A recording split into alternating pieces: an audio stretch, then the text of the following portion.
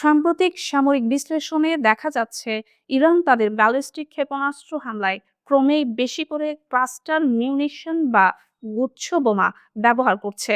এর ফলে একটি ক্ষেপণাস্ত্রের ধ্বংস ক্ষমতা কয়েকগুণ বেড়ে যাচ্ছে, যা নিয়ে ইসরায়েলের নিরাপত্তা মহলে উদ্বেগ বাড়ছে।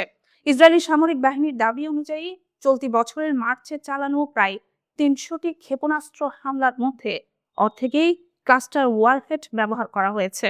গত বছরের স্বল্পস্থায়ী সংঘাতের তুলনায় এবার এই ধরনের অস্ত্রের ব্যবহার উল্লেখযোগ্যভাবে বেড়েছে বলে তারা জানিয়েছে।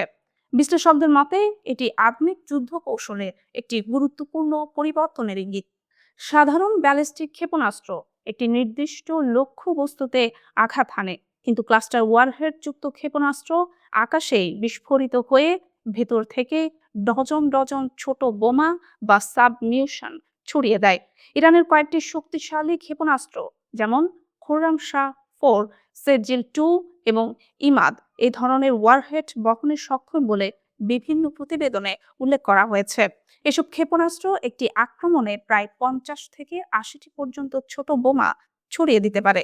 এই সাবমিউশনগুলো সাধারণত কয়েক কিলোমিটার উচ্চতায় আলাদা হয়ে বিস্তৃত এলাকায় ছড়িয়ে পড়ে এবং একসঙ্গে বড় এলাকা ধ্বংস করার ক্ষমতা রাখে। এই ধরনের অস্ত্রের সবচেয়ে বড় বৈশিষ্ট্য হলো এর বিস্তৃত ধ্বংস ক্ষমতা। একটি ক্ষেপণাস্ত্রের মাধ্যমে বিশাল এলাকা আঘাত করা যায়, ফলে সামরিক স্থাপনার পাশাপাশি বেসামরিক অবকাঠামো ঝুঁকির মুখে পড়ে। বিশেষ করে জনবহুল এলাকায় যদি এই ধরনের বোমা ছড়িয়ে পড়ে, তাহলে ঘরবাড়ি, স্কুল ও হাসপাতাল সহ গুরুত্বপূর্ণ স্থাপনাগুলো বড় ধরনের ক্ষতির মুখে পড়তে পারে।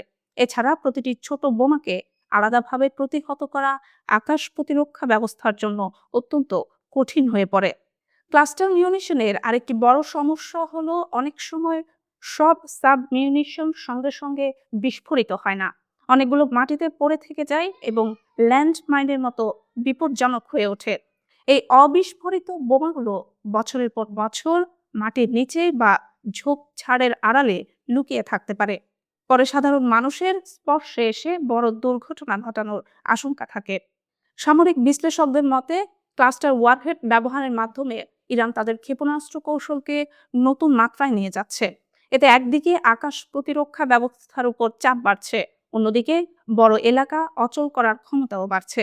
এই কারণেই ইসরায়েলের নিরাপত্তা বিশ্লেষকদের মতে মধ্যপ্রাচ্যের চলমান সংঘাতে এই ধরনের ক্ষেপণাস্ত্র ব্যবহারের বৃদ্ধি ভবিষ্যতের যুদ্ধকে আরো জটিল ও বিপজ্জনক করে তুলতে পারে।